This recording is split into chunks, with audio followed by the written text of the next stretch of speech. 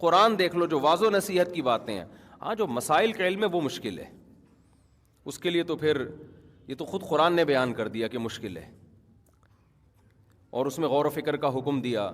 کچھ چیزیں آسان ہیں، کچھ ساری مشکل بھی نہیں ہیں، بیسک چیزیں تو بہت آسان بیان کر دیں، پھر آگے اس کی گہرائی میں جائیں گے تو اس میں پھر اجتہاد کرنا پڑتا ہے۔ لیکن جو واضح و نصیحت کی باتیں، جو موٹیویشن کی باتیں، جو قرآن کی مثالیں ہیں، وہ اتنی آسان کہ ہمارے ہاں جب کوئی عربی گرامر پڑھتا ہے نا طالب علم یا عربی سیکھتا ہے تو سب سے پہلے درجے میں اس کو قرآن سمجھ میں آنا شروع ہو جاتا ہے، باقی چیزیں بعد میں آتی ہیں۔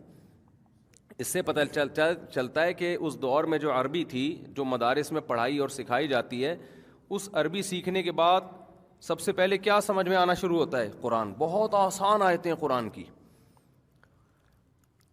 قرآن میں ایسا بھی ہوتا ہے کہ سبجیکٹ اور جو خبر ہے نا، جو سبجیکٹ کے بارے میں کچھ بتایا جا رہا ہے، جو بھی ورب ہے، اس میں جب فاصلہ زیادہ ہو جائے نا تو اللہ اس سبجیکٹ کا تکرار کرتے ہیں۔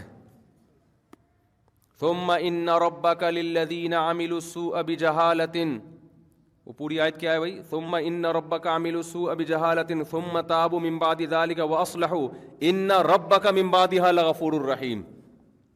دیکھو اللہ تعالیٰ یہاں کیا بتا رہے ہیں؟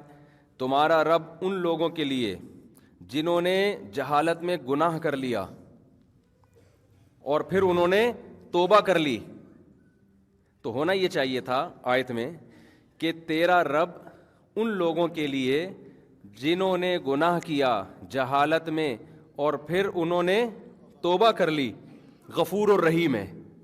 یہ جملہ کمپلیٹ ہو گیا کہ نہیں ہو گیا؟ بھائی کتنی زبردست بلاغت کی بات ہے، دیکھو یار، اللہ تعالیٰ فرما رہے ہیں تیرا رب ان لوگوں کے لیے جنہوں نے جہالت میں گناہ کیا لیکن پھر توبہ کر لی، غفور اور رحیم ہے۔ لیکن غفور اور رحیم کس کی بات ہو رہی ہے؟ رب ہے، تو رب وہ تھوڑا دل یعنی پیچھے رہ گیا نا، اس لیے اللہ نے اس رب کا دوبارہ تکرار کیا، ان ربک من بعدھا، تیرا رب غفور الرحیم ہے۔ نہیں بات سمجھ میں؟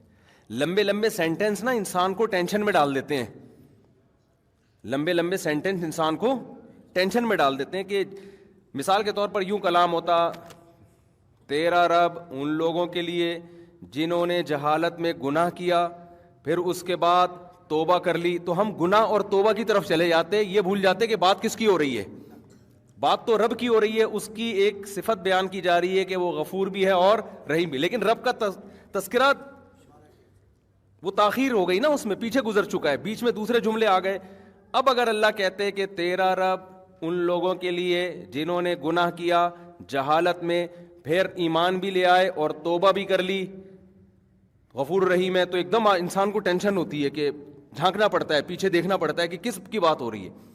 اب چونکہ مبتدا یعنی سبجیکٹ جس کی بات ہو رہی ہے اس کے بیچ میں لمبا سینٹنس آ گیا ہے، تو اللہ نے ان ربک من بعدھا، تیرا رب ان سب چیزوں کے بعد بھی غفور الرحیم ہے۔